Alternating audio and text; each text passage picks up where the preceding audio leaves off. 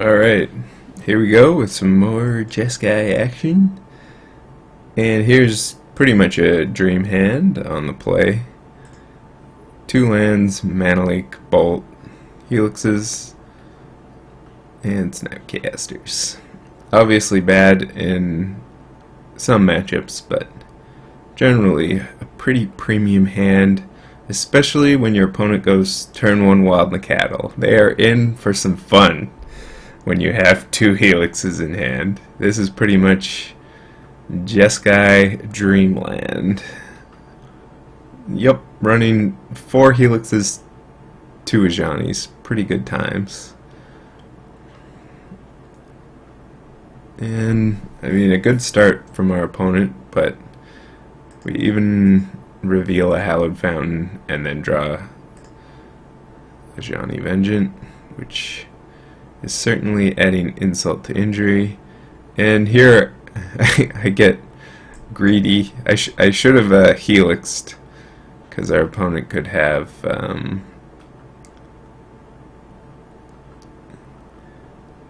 Tarkus command. I guess my plan is to leave up Mana Leak, which is fine as well. Pretty much whatever I want. And yeah, we even got a good Mana Leak target, and now Ajani can go ahead and eat that Goblin Guide. Healthy 16 life total, not bad. You know what's better than 16? 19. You like life gain? What about Sphinx's Revelation for life gain? Of course we want a much bigger rev, so toying with our opponent at this point. Just keep ticking up Ajani. Could have minused it there, actually. Would have been fine as well. And just gonna go ahead and helix the Eidolon. Opponent is able to redirect to Ajani there. We are not really caring because we are in heaven. Still can't even cast Cryptic Command.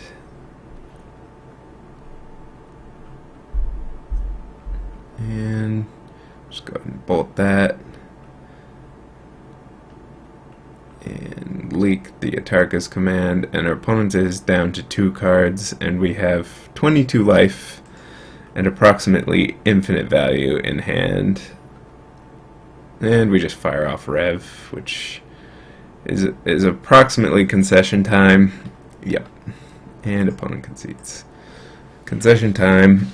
So, as good as our main deck is, our sideboard is well, I was going to say less good, but our sideboard's pretty good against the deck too. We have Threads, which is going to be great against Nacatl. Friggin' timely reinforcements. Anger should be good in this matchup since we saw a lot of little dudes. Although we are on the draw, which makes Anger worse. Porphyry Nodes is kind of risky, but probably still worth it. It's not good removal, but it is removal. It's just a matter of, is what you're cutting better or worse? Because the counter magic is not very good, but it's like Mana Leak. Mana Leak is great in the early game if you're on the play, but on the draw it gets much worse, because you're probably going to be casting burn spells in the early game to catch up to what your opponent is doing on the board, and then in the late game they can play around Mana Leak fairly effectively if they are careful.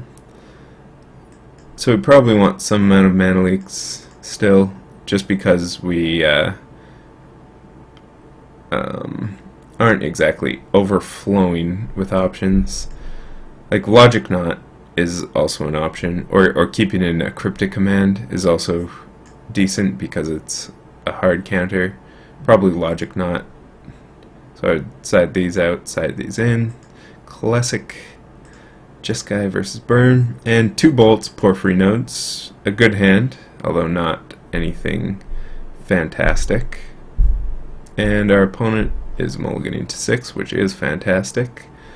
And starting off with a Lava Spike. So, I mean, our hand wants to be bolting Goblin Guides, basically. We want to be trading off our bolts for their cards. So, seeing turn 2 Goblin Guide is pretty much exactly what we want. And so we fetch first because we do not need any more lands, so we don't want to land on top. Of course, we also don't want to Porphyry Nodes on top at all. But sometimes there's a Porphyry Nodes on top.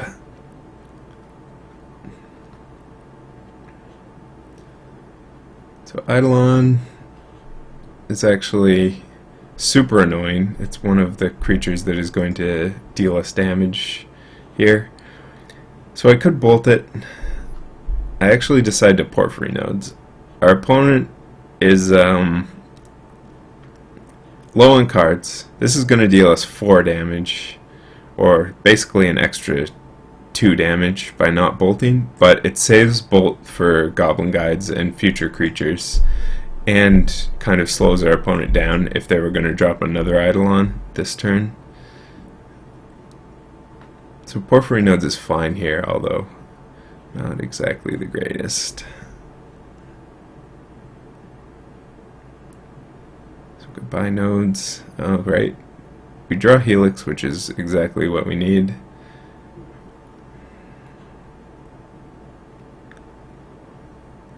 And Boros Charm, which is fine because it allows us to guaranteed get our Helix off.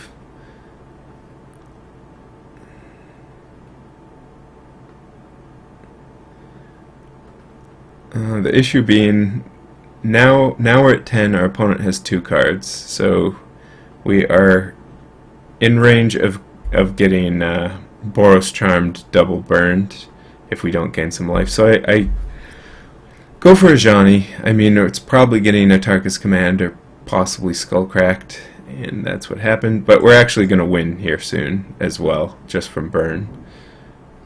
And our opponent needs to top deck burn since they only have 1 card in hand. Unfortunately, one of their cards is Boros Charm, which is what they need to do the 4 damage into 3 damage. Alright, so Eidolon is an interesting draw since we're both so very low on resources and so close to death. I am thankfully at 3 and not at 2. So Ajani basically does nothing at this point, since it's only plussing to stop a land from untapping. Bolt. If we just went for double bolt on our opponent, we would die.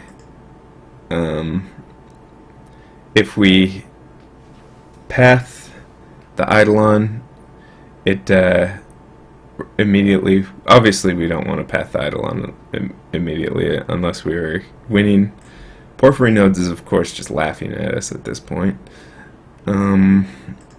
So here we're obviously passing. If our opponent draws Goblin Guide and casts it, we can actually go path the Eidolon, take 2 damage. They'll take 2 damage from the Eidolon, from the Goblin Guide, and then double bolt our opponent because we'll have removed the path, or the Eidolon, and also got them to take damage from it. So we're hoping our opponent draws Goblin Guide, since that wins us the game, if they cast it. And same goes for any sort of burn. If our opponent casts any burn before attacking, they win, or we win. If they attack like they do correctly, we of course have to path it and go to 1, and now we are dead to any sort of burn.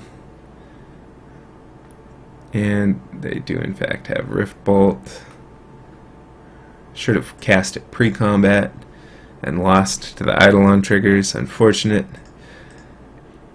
Alright, game 3 on the play. Best hand ever, and opponent is mulliganing in this excellent matchup. What could possibly go wrong?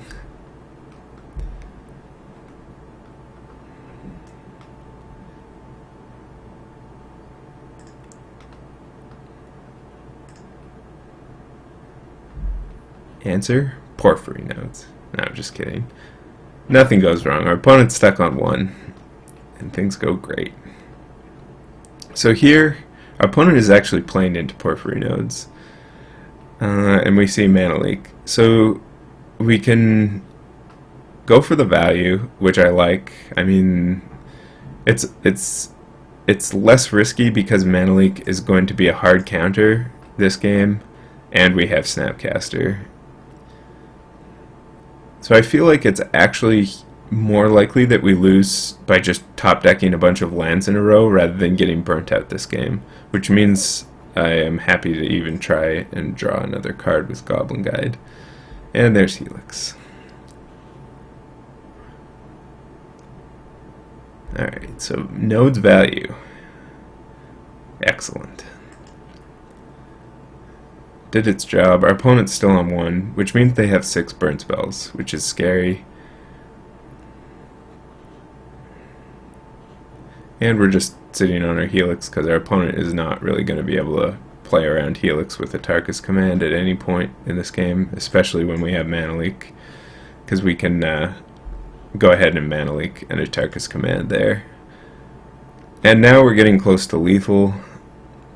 Of course we cast the Helix end step because we want to set up for Snapcaster Helix and actually start attacking our opponent. So down to 8 and playing Eidolon. Playing Eidolon when we're massively ahead on life is actually not great for burn since every spell that they have deals damage to themselves. And we even drew one of the best cards in this situation, Colonnade, because it is going to be completely owning our opponent's life total. So activate Colonnade. What is our opponent supposed to do here? Burn the Colonnade and take 4 anyways? Start burning our face and die? Now they're at 4. They can cast a spell unless they are casting basically life gain from Lightning Helix. Attack. Definitely no blocks. Please keep Eidolon in play. And they bolt themselves. I love Eidolon locking out your opponent is one of the best feelings, playing a control deck against a burn deck and then they just can't cast spells or they die. Good times.